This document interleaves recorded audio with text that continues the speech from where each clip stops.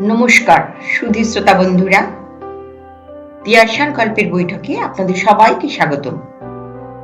তিয়াশার গল্পের বৈঠকের আজকের নিবেদন সমরেশ মজুমদারের লেখা রাতটা ছিল দুর্যোগের। শুরু করছি আজকের গল্প পাঠ। রাতটা ছিল দুর্যোগের। সেই দিনটা ছিল দুর্যোগের। আকাশে আলো ছিল না, ঠান্ডা ছিল হু হু করে। পোড়া কাঠের মতো মেঘগুলো চাপ হয়ে ঝুলছিল, যেন টোকা মারলেই হুড়মুড়িয়ে ভেঙে পড়বে। দিন ফুরোবার আগেই রাত নামলো। সেই সঙ্গে দাঁতালো হাওয়ারা নেমে এলো পৃথিবীর বুকে। এখনো বৃষ্টি নামেনি, এই রক্ষে। রাস্তায় এই অবস্থায় মানুষ থাকার কথা নয় বললেই চলে, নেইও। স্ট্রিট ল্যাম্পগুলো ডাইনির চোখ হয়ে জ্বলার চেষ্টা করছিল। এই অবস্থায় ভদ্রমহিলাকে দেখা গেল দ্রুত হাঁটতে। তার বয়স 40-এর ওপরেই। একটু মোটাসোটা ভালো মানুষ গোছের চেহারা। হনহনিয়ে হাঁটছেন আর বারংবার পিছন ফিরে দেখছেন, যেন কেউ তাকে অনুসরণ করছে। স্ট্রিট ল্যাম্পের নিচে তিনি যখন হনহন করে হেঁটে যাচ্ছিলেন, তখন তার মুখটা চক্করের মতো সাদা দেখালো। সেই ঠান্ডায় যতটা না আতঙ্কে ঢের বেশি। ওর শরীরে শীতের পোশাক আছে, তার উপর একটা কালো চাদরে মাথা গলা ঢেকে রেখেছেন, সম্ভবত কানে যাতে ঠান্ডা হাওয়া না ঢোকে তাই সতর্কতা। হাতে একটা ব্যাগ, যেসব ব্যাগ নিয়ে মহিলারা অফিসে যান সেই রকমেরই একটা। পায়ে মোজা এবং পামসু গোছের জুতো। দ্রুত চলার জন্যই ভদ্র মহিলা হাঁপাচ্ছিলেন। মনে হচ্ছিল তিনি যে কোনো মুহূর্তেই বসে পড়বেন। দুপাশের বাড়িগুলোর দরজা জানলা সব বন্ধ। একটু আলো কোথাও চোখে পড়ছিল না। বাঁক ঘুরতেই ভদ্রমহিলা দাঁড়িয়ে পড়লেন। সামনের একটা বাড়ির দোতলার জানালায় আলো দেখা যাচ্ছে। কাঁচের আড়ালে কেউ যেন দাঁড়িয়ে কথাও বলছে। ভদ্রমহিলা আর দেরি না করে ছুটে গেলেন একতলার দরজায়। প্রাণপণে বেলের বোতাম টিপে ধরলেন। সেই মুহূর্তেও তার চোখ পিছন দিকে চলে গেল। দূরে কুয়াশায় কেউ যেন দাঁড়িয়ে আছে। ওপর থেকে গলা ভেসে এলো, কে? দয়া করে দরজা খুলুন প্লিজ, আমাকে বাঁচান। ভদ্রমহিলা আর্তনাদ করলেন। দরজাটা খুলে যেতেই এক দঙ্গল আলো রাস্তার ভদ্রমহিলার শরীর ভাসিয়ে লাফিয়ে নামলো। একজন মধ্যবয়সী মানুষ দরজায় দাঁড়িয়ে জিজ্ঞাসা করলেন, আপনি? ভদ্রমহিলা বললেন, একটু যদি ভেতরে আসতে দেন তাহলে বলছি। ভদ্রলোকের স্ত্রী পেছনেই দাঁড়িয়েছিলেন। তাড়াতাড়ি বলে উঠলেন, আসুন আসুন, নিশ্চয়ই আসবেন। ভদ্রমহিলা কৃতজ্ঞ ভঙ্গিতে ভেতরে ঢুকতেই ভদ্রলোক দরজা বন্ধ করলেন। ওরা ভদ্রমহিলাকে ওপরে নিয়ে এসে বসতে বললেন। সেটা খুবই প্রয়োজনও ছিল ওর। একটা চেয়ারে বসে বড় বড় নিঃশ্বাস ফেললেন তিনি। ভদ্রলোকের স্ত্রী জিজ্ঞাসা করলেন, আপনি কি অসুস্থ? না না, ঠিক আসলে কি দৌড়ে আসছিলাম বলে অভ্যাস নেই তো। ওর কথা বলতে কষ্ট হচ্ছিল। দৌড়াচ্ছিলেন কেন? মনে হচ্ছিল বলবো কেন, স্পষ্ট দেখছি তো কেউ যেন আমাকে ফলো করছিল। রাস্তায় তো আজ একটাও লোক নেই, তাই ভয়ে ভদ্রমহিলা কথা শেষ করতে না পেরে দুহাতে মুখ ঢাকলেন। ভদ্রলোক বললেন, সে কি, এ পাড়ায় কে এমন কাজ করার সাহস পাবে? তিনি সোজা জানলার কাছে চলে গিয়ে রাস্তাটা দেখার চেষ্টা করলেন। তারপর বললেন, না, কেউ নেই। কিন্তু ছিল। ভদ্রমহিলা প্রতিবাদ করলেন। বেশ, থাকেও যদি, তাহলে আর আপনার ভয় নেই। আমার স্বামী সরকারি অফিসার, সবাই ওকে চেনেন। স্ত্রী পরিচয় দিতেই স্বামী এগিয়ে এলেন। শোনো, আমার মনে হয় ওকে এক কাপ গরম দুধ দিলে ভালো হয়। ভদ্রমহিলা আপত্তি করলেন, না না না না, দুধ আমি খাই না। ভদ্রলোক হাসলেন। শৈশব থেকেই অনেকে এই বদ অভ্যাসটা করে ফেলে। বেশ, কফি চলবে? ভদ্রমহিলা আরো সংকুচিত হলেন, বলেন, না না না, আমার এসব লাগবে না। ভদ্রলোকের স্ত্রী জিজ্ঞাসা করলেন, আচ্ছা, এই বিচ্ছিরি আবহাওয়ায় আপনি কোথায় যাচ্ছিলেন? ভদ্রমহিলা মুখ নিচু করে মাথা নাড়লেন। কাজে। আমি যেখানে কাজ করি সেখানে অনুপস্থিত হলেই মাইনে কাটে। টাকার প্রয়োজন বলেই এই আবহাওয়াতেও সকালে বেরিয়েছিলাম। ভদ্রলোক সমব্যথিত গলায় বললেন, সকালে অবশ্য আবহাওয়া এতটা খারাপ ছিল না। ওর স্ত্রী বললেন, ও, তাহলে আপনি চাকরি করেন? বাড়িতে আর যারা আছেন? আর কেউ নেই ভাই। ভদ্রমহিলা মুখ তুলছিলেন না। তিনি রুমালে চোখ মুছলেন। ভদ্রলোক ইশারায় স্ত্রীকে নিষেধ করলেন এ বিষয়ে কথা বলতে। স্ত্রীর সেটা ভালো লাগলো না। একটু সময় যেতে দিয়ে জিজ্ঞাসা করলেন, আপনার স্বামী? প্রশ্নটা ইচ্ছা করেই শেষ করলেন না। তিনি মারা গিয়েছেন অ্যাক্সিডেন্টে। এইরকম খারাপ আবহাওয়া সন্ধে ছিল সেদিন। ভদ্রলোক কিছু বলার আগে ওর স্ত্রী জিজ্ঞাসা করলেন, তারপর? উনি অন্যমনস্ক হয়ে রাস্তা পার হচ্ছিলেন। এই সময় একটা কালো গাড়ি এসে ওকে চাপা দেয়। ইস! কিন্তু আমি জানি উনি কখনোই অন্যমনস্ক হয়ে রাস্তায় হাঁটতেন না। তার মানে? আমার কথা পুলিশ বিশ্বাস করেনি। কালো গাড়িটাকেও ধরতে পারেনি। কিন্তু আমি দেখেছি। দেখেছেন মানে? যখনই আমি একা একা রাস্তায় হেঁটে যাই, তখনই দেখি একটা কালো গাড়ি আমার পেছন পেছন আসছে। যতক্ষণ না সেটা বেরিয়ে যায়, ততক্ষণে আমি রাস্তা পার হই না। গাড়িতে কে থাকে দেখেছেন? না, মুখ দেখতে পাইনি। আজও কি গাড়িটা পেছনে ছিল? হ্যাঁ। প্রথমে গাড়িটাকে দেখলাম একবার, তারপর মনে হলো কেউ যেন দরজা খুলে নেমে আমার পেছন পেছন আসতে লাগলো।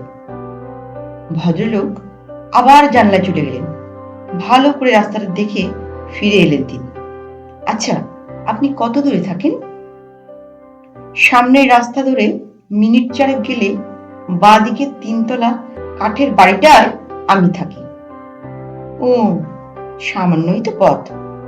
আপনি নিশ্চিন্ত থাকুন, আমি আপনাকে পৌঁছে দেব। না না না, আপনি কেন যাবেন? ছি ছি, এসেই তো বিব্রত করেছি। তার উপর মোটেই বিব্রত করেননি। ভদ্রলোক বড় গলায় বললেন, প্রতিবেশীকে যদি এইটুকু সাহায্য না করি, অন্যের প্রয়োজনে যদি না লাগি, তাহলে মানুষ হয়ে জন্মালাম কেন? ওর স্ত্রী জিজ্ঞেস করলেন, আপনার শরীর এখন কেমন লাগছে? ভদ্রমহিলার মুখের সাদা ভাব এখন অনেকটাই চলে গিয়েছে। ভালো, আমি এখন যেতে পারবো। শুনুন, আপনাকে কষ্ট করতে হবে না, আমি একাই যেতে পারবো। তা হয় না। যে কালো গাড়ি আর তার ড্রাইভারের গল্প শোনালেন, তারপর আর আপনাকে একা ছেড়ে দিতে পারি না। হ্যাঁ, আপনাকে একটা কথা দিচ্ছি, কয়েকদিনের মধ্যেই এই কালো গাড়ির রহস্যের সমাধান হয়ে যাবে। কাল থেকেই পুলিশকে বলবো ওয়াচ করতে। ভদ্রমহিলা মাথা নাড়লেন। আপনাকে কি বলে ধন্যবাদ জানাবো? কর্তব্য, বুঝলেন? এসব কর্তব্যের মধ্যে পড়ে, ভদ্রলোক উদার গলায় বললেন। উনি উঠে দাঁড়াতেই স্ত্রী স্বামীকে ডেকে নিয়ে গেলেন পাশের ঘরে। চাপা গলায় বললেন, তোমার কি মাথা খারাপ হয়ে গেছে? স্বামী অবাক হলেন। কেন, কি করেছি? তুমি ওকে পৌঁছে দিতে যাচ্ছ? এই আবহাওয়ায় একটা কুকুরও রাস্তায় নেই।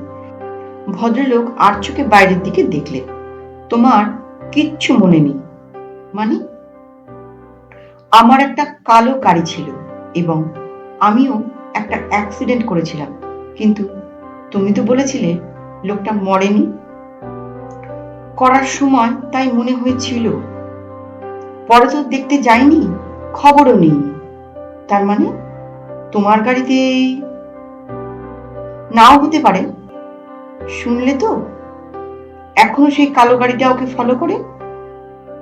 স্ত্রীর উত্তেজনা কমল। তিনি মনে করে বললেন, তুমি তখন বলতে গাড়িটা যেন কি রকম? হ্যাঁ, সবসময় ড্রাইভারের কথা শুনতো না, তাই তো বিক্রি করে দিলাম। ভদ্রলোক উসখুস করলেন, চলি। উনি অনেকক্ষণ বসে আছেন। শোনো, যে জন্য তোমাকে ডাকলাম, তুমি রিভলভারটা নিয়ে যাও। রিভলভার? হ্যাঁ, যাচ্ছই যখন, তখন সাবধান হয়ে যাওয়াটাই ভালো। বেশ। ভদ্রলোক আলমারির দিকে এগোলেন। ভদ্রমহিলা দরজার কাছে চুপটি করে দাঁড়িয়েছিলেন, যেন এই ঘরেও তাঁর শীত লাগছে এমনই ভঙ্গি। ভদ্রলোকের স্ত্রী হাসি মুখে এগিয়ে এলেন। আপনার কোনো ভয় নেই, উনি পৌঁছে দিয়ে আসবেন। আচ্ছা, আপনার বাড়ির ফোন নাম্বার কত? আমার বাড়িতে তো ফোন নেই। ও, বাড়ি পৌঁছে একটা ফোন করলে নিশ্চিন্ত হতাম, তাই বললাম। ওই অ্যাক্সিডেন্টটা কতদিন আগে ঘটেছিল? খুব সাধারণ গলায় জিজ্ঞাসা করলেন ভদ্রলোকের স্ত্রী। বছর 2 আগে। ইতিমধ্যে তৈরি হয়ে ভদ্রলোক বেরিয়ে এলেন। ওরা নিচে নেমে গেলে ভদ্রলোকের স্ত্রী বারংবার তাড়াতাড়ি ফিরে আসার কথা বলে দরজাটা বন্ধ করে দিলেন। এখন রাস্তায় ঘন কুয়াশা, স্ট্রিট ল্যাম্পগুলোকেও ভুতুড়ে দেখাচ্ছে। ভদ্রমহিলা লজ্জিত গলায় বললেন, দেখুন তো, আমার জন্য আপনার আবার কি কষ্টটাই না হচ্ছে। কষ্ট কেন বলছেন? এটা কর্তব্য। কয়েক পা হেঁটে ভদ্রমহিলা পেছন ফিরে তাকালেন। সেটা লক্ষ্য করে ভদ্রলোক দাঁড়ালেন। তার কোটের পকেটে রিভলভারটা আঁকড়ে ধরে লক্ষ্য করলেন কাউকে দেখতে পাওয়া যায় কিনা। না পেয়ে বললেন, কই, কেউ নেই তো। পায়ের আওয়াজ শুনলাম।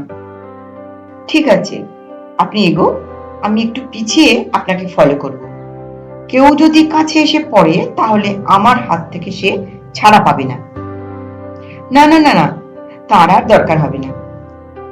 ওই যে জুতোর দোকানটা এসে গেছে, আমি ঠিক যেতে পারবো, আপনি চলে যান। ভদ্রমহিলা সন্ত্রস্ত ভঙ্গিতে বললেন। এই সময় গাড়ির আওয়াজ শোনা গেল। তারপরে দুটো হেডলাইটকে কুয়াশা চিরে এগিয়ে আসতে দেখলেন ওরা। ভদ্রলোক রিভলভার বের করে তৈরি হলেন, কিন্তু গাড়িটা দাঁড়ালো না। সমান গতিতে তাদের পেরিয়ে চলে গেল। দুজনেই দেখতে পেলেন গাড়িটার রং সাদা। ভদ্রমহিলা স্বস্তিতে বলে উঠলেন, না, হ্যাঁ, আমিও। ভদ্রলোক রিভলভার আর ঢোকালেন না।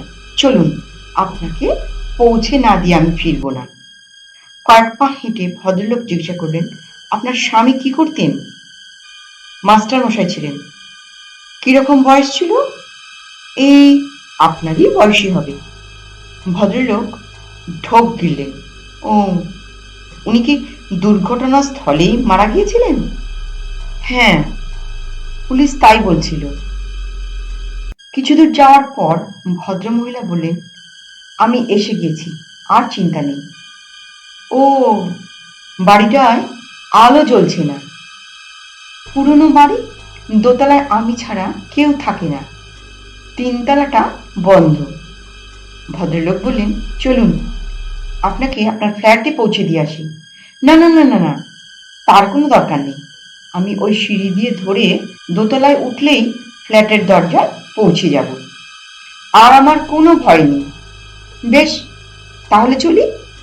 হ্যাঁ, অনেক ধন্যবাদ বলে ভদ্রমহিলা কাঠের সিঁড়ি দিয়ে উপরে উঠতে লাগলেন।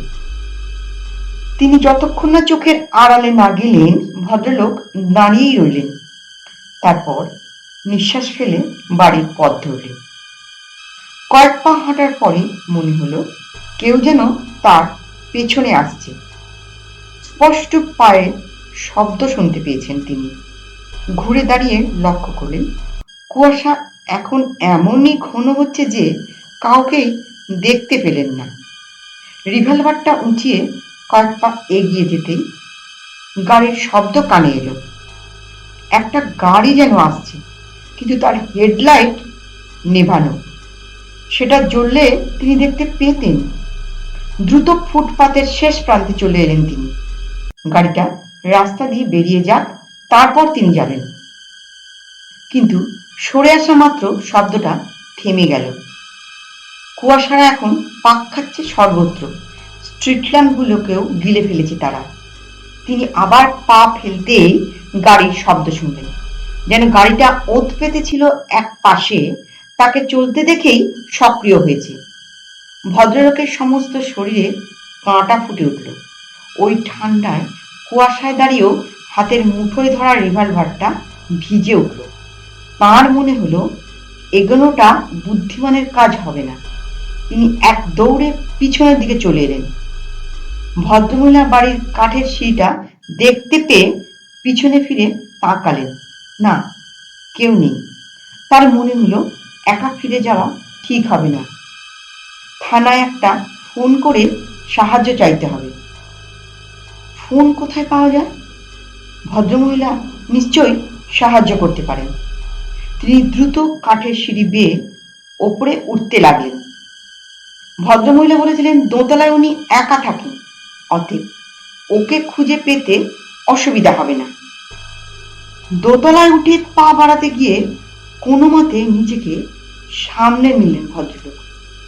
সিঁড়ির সামনে বারান্দা বা করিডোর বলে কিচ্ছু নেই। কাঠগুলো অনেক অনেক আগে খসে পড়ে গিয়েছে। ওপাশের দরজাটা ভাঙা এবং অন্ধকার। তার মানে সিঁড়ি দিয়ে উঠে ভদ্রমহিলা এই শূন্য দিয়েই হেঁটে গিয়েছেন। নমস্কার। গল্পটা কেমন লাগলো? গল্পটা ভালো লাগলে দয়া করে একটা লাইক করতে ভুলবেন না।